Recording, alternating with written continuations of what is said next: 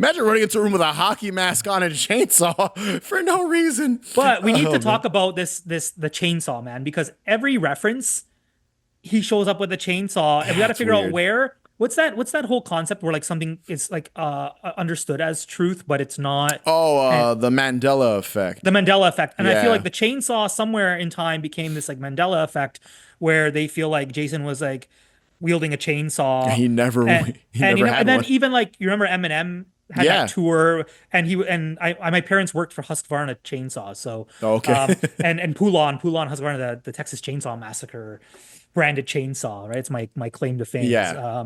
But yeah, like every like he would be on stage and with the hockey mask and the chainsaw. And I'm like, he never fucking had a chainsaw. Yeah. Like it's all over the Roseanne did it place. too. Roseanne in the Yes. Halloween episode, Dan comes out at which we've covered on the show. We covered that episode. Dan Yeah. tries to scare her and prank her by wearing a hockey mask and has a chainsaw.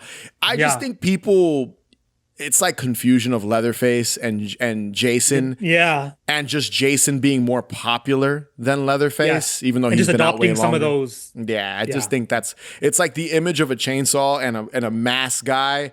It's like people that call Michael Myers Jason and listen, I've talked to people where they're like, oh, Jason, and they're talking about Michael Myers and vice Yeah. versa. So I just think it just like we're horror nerds, so these are details we know, but the Yeah. average Joe, it just thinks Jason uses a chainsaw. So I think that's kind of where that comes into And play. I guess in all fairness, his weapon has changed over the years He quite a few uses times. everything at this point. Yeah. He's killed people Yeah.